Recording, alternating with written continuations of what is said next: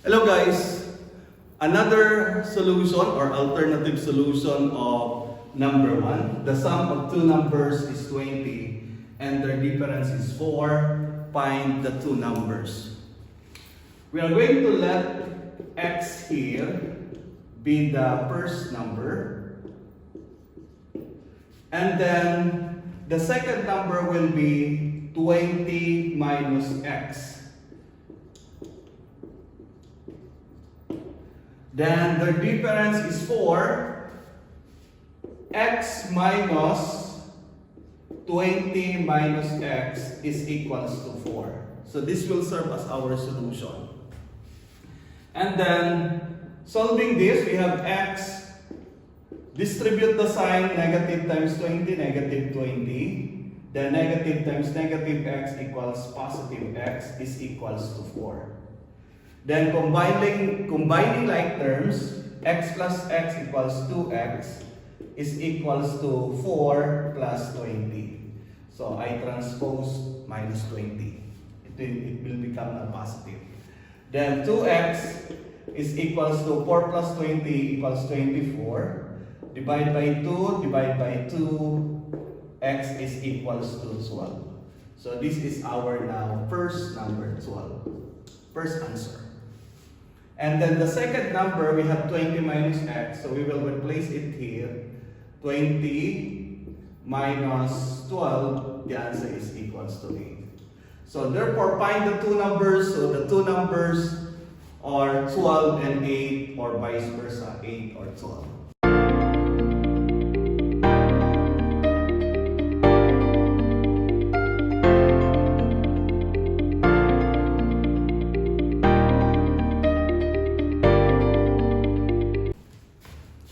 Hello guys, how are you today? So for today's video, we are going to have a discussion about our lesson in Mathematics 9 in preparation for your first summative test, quiz number 1. Okay, so I have here first question. Transform its quadratic equation in standard form. What is the standard form? Ax squared plus bx plus c equals 0. And determine the values of a, b, and c. Number 1 question, 3x minus 2 times x plus 6 equals 0. So as you will see, the given number 1 is not written in standard form. So we will simplify, or we will solve this in order to write it in standard form, and we will know the values of a, b, and c. The number 2, we have x over x plus 5 equals 8 over 4x. So let's begin. For number 1, we are going to multiply 3x times x. So the answer now is 3x squared. And then next is multiply 3x times 6 is equals to 18x. And then the next step is multiply negative 2 times x. So we have negative 2x. And last is multiply negative 2 times 6. The answer is negative 12. Then equals 0. Copy the first term, 3x squared. We can combine 18x minus 2x. So the answer is equals to 16x. And then bring down minus 12 equals 0. So this is now your standard form of quadratic equation. Then the value of a equals, so this is your a, positive 3. When you write the value of a, do not include the x variable. Do not write the whole term, 3x squared. So only the number. So that is a equals 3. B equals, this is your b, 16. And then c equals negative 12. So this is the constant. So that is the answer for number one question. You need to simplify. You are going to do distributive property of multiplication, or if you have knowledge on FOIL method, you can apply it here, then you will come up with this standard form or general form of the data equation. Then after that, look for the value of A, B, and C. Let's proceed now to question number 2. As you will see, the given question is written in proportion. So all you have to do is you can apply here the butterfly method or the cross multiplication. Multiply this. X times 4x is equals to 4x squared. Then equals 8 times, multiply also these terms. 8 times x is equals to 8x. Then 8 times 5 is equals to 40. After that, you're going to rearrange the equation into standard form. You can bring 8x on the other sides and 40 on the other sides, equating the equation to 0. 4x squared minus 8x minus 40 is equals to 0. What did you notice?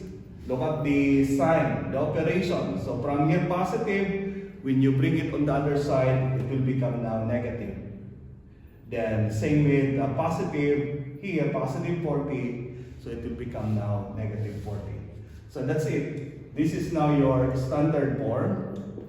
Then A equals 4, B equals negative 8, and C equals negative 40. The next question is about solving quadratic equation by extracting square roots. So we have here two examples. Number 1, 2 times x minus 3 squared equals 18. And number 2, we have quantity x minus 4 squared equals 25. So number 1, we have first copy 2x minus 3 squared equals 18. We are going to eliminate first the constant 2 here so that we can apply extracting square root. So don't go directly writing or extracting square root both sides. So all you have to do is divide both sides by 2. 2 divided by 2 equals 1. So in short, we are going to cancel it. Then x minus 3 squared equals 18 divided by 2 is equals to 9. So that's the time we are going to apply extracting square root. So we have square, then 9 is a perfect square. So apply now extracting square root both sides. Square root of x minus 3 squared is equals to x minus 3. Then equals square root of 9 is equals to positive negative 3. Then to solve for x, to find the value of x, we have now x is equals to positive negative 3. Bring negative 3 on the other side, it will become plus 3. Then, since we have two signs here, two symbols, so to find the first value of x, x equals, we will use first the positive 3.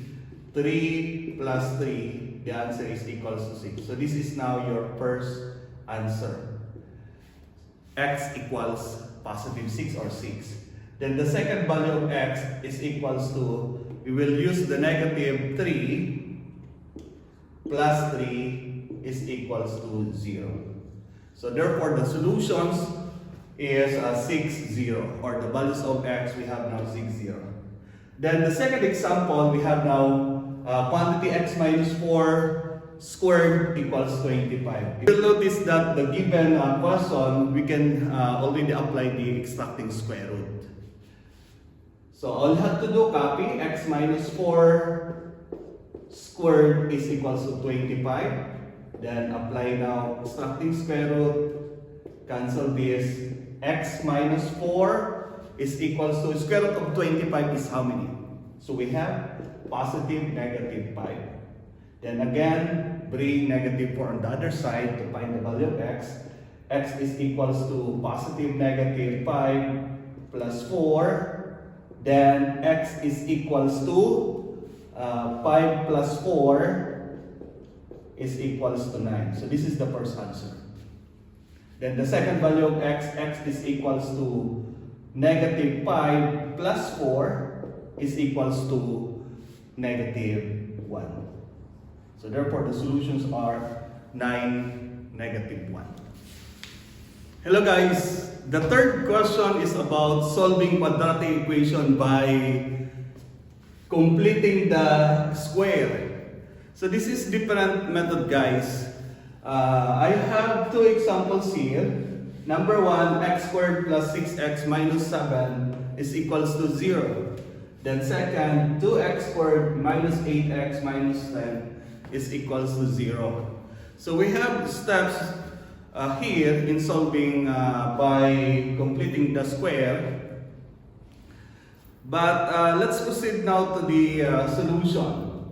First, we are going to isolate the constant term. In number 1, the constant is negative 7. Writing now the equation x squared plus 6x is equals to 7. Which means we transpose negative 7 on the right side of the equal sign. And then look for the coefficient of x, the linear term, so which is 6x. So the coefficient is 6 divided by 2. So 6 divided by 2 is equals to 3. Then raise it to the second power. So raise to the second power, so the answer is equals to 9. This solution comes from b over 2 raised to the second power. So the b is 6. So we just only substitute 6 here, then divide by 2 raised to the second. So 6 divided by 2 equals 3. Then 3 squared is equals to 9. So let's proceed to the next solution. We have now x squared plus 6x. So we will use 9 plus 9 is equals to 7 plus 9. So it means class, we added the 9 both sides. So we already complete the two terms here into trinomial. We call this PST, perfect square trinomial. Then after that, we will change this trinomial into square of binomial. So since this is a perfect square trinomial, we can factor it as x plus 3 raised to the second power. So where did we get x from here? The square root of x squared is x, the square root of 9 is 3. Then raised to the second power. Is equals to 7 plus 9 is 16. Then that's the time we are going to apply extracting square root here. Square root of this, so we have now x plus 3 is equals to positive negative 4. Then transpose 3 here, we have x is equals to positive negative 4 minus 3. Then to find the answer, we have x is equals to 4 minus 3 is equals to 1. So this is your first answer. Then the second one, we have x is equals to negative 4 minus 3 is equals to negative 7. So this is now the solutions. Number 2 question is 2x squared minus 8x minus 10 equals 0. Look at this. So first, divide all the terms by 2 because each term divisible by 2. So divide by 2, then x squared minus 4x minus 5 is equals to 0. And then isolate the constant term. X squared minus 4x is equals to 5. And then follow this formula, b over 2 raised to 2. So the value of b is negative 4. So we have negative 4 over 2 raised to 2. So the answer now, negative 4 Divided by 2 is negative 2. 2 squared is equals to 4. So the answer here is 4. So we will use this to complete this equation. X squared minus 4x plus 4 is equals to 5 plus 4. So look at this. We have 4 at both sides. Then this is a PST, perfect square trinomial. We can factor it as square of binomial. Square root of x squared is x, then square root of 4 is 2, raised to 2 equals 9. Then apply extracting square root. So we have now x plus 2 is equals to positive negative 3. Then transpose 2 here, we have x is equals to positive negative 3 minus 2. Then simplifying this, we have x is equals to 3 minus 2 is equals to 1. So this is the first answer. Then the second answer will be x is equals to negative 3 minus 2 is equals to negative 5. So this will be the solutions. The last part of our review for today is problem solving. I prepared 2 questions. Number 1, the sum of 2 numbers is 20 and the difference is 4. Find the 2 numbers. Let us look at the first sentence. The sum of 2 numbers is 20. So if we will let x be the first number and your second number is y. So this is your first number. Then this is your second number. So the sum of 2 numbers is x plus y is equals to 20. Then their difference is 4. X minus y is equals to 4. So we can solve this problem by eliminating one of the variable. So we can eliminate x by using subtraction. X minus x is equals to 0. Then y minus negative y is equals to 2y. Then 20 minus 4 is equals to 16. And then from this, we have now 2y is equals to 16. Divide both sides by 2. So y is equals to 8. So this is now the first answer. So y is equals to 8. Then, since the sum of 2 numbers is equals to 20, so the next solution will be x plus 8 is equals to 20. So which means we substitute the value of y here. Then transpose this, we have now x is equals to 20 minus 8. Then x is equals to 12. So this is now therefore, the first number will be 12 here. And then the second number will be 8. Then if we will add 12 plus 8 is equals to 20. Then if we will subtract 12 minus 8, so 12 minus 8 is equals to 12 minus 8 is equals to 4. So check, then also check. So therefore, the numbers are 4 and the numbers are 8 and 12, or vice versa. Okay, so let's proceed to the second question. The length of a rectangle is 5 units more than its width, and the perimeter of the rectangle is 30 units. Find the dimensions of the rectangle. When we say dimension, we are referring to the length and the width. Now, let us check the first sentence. So the length of a rectangle is 5 units more than its width. So we are going to let x here be the width. So equals x. So the length now will be is equals to 5 units more than its width, so it will become x plus 5. Alright? So from the first sentence here. And the perimeter of the rectangle is 30 units. So what's the formula for perimeter? So P is equals to 2L plus 2W. So this is the formula. You should know the formula, okay, of the perimeter of a rectangle. And then all we have to do is substitute now. So we have now 30 is equals to the width is equals to x, okay? So 2 times, then the length will be x plus 5 here, then plus 2x. Alright, so this will be our solution. Then distribute, we have now 30 equals 2x, then 2 times 5 equals 10 plus 2x. And then combining like terms, we have 2x and 2x.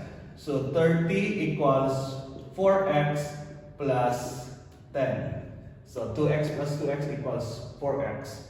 And then writing the equation here, we can write it 4x is equals to 30 minus 10. Alright, and then we have now 4x is equals to 20. Then divide both sides by 4. So we have x is equals to 5. So which means the width is equals to 5 units. So what is the, okay, so 5 units here. And then the length is x plus 5. So 5 plus 5 is 10 units. So this will be the answer. Width is equals to 5 units, then the length is equals to 10 units. Okay, have a nice day to everyone.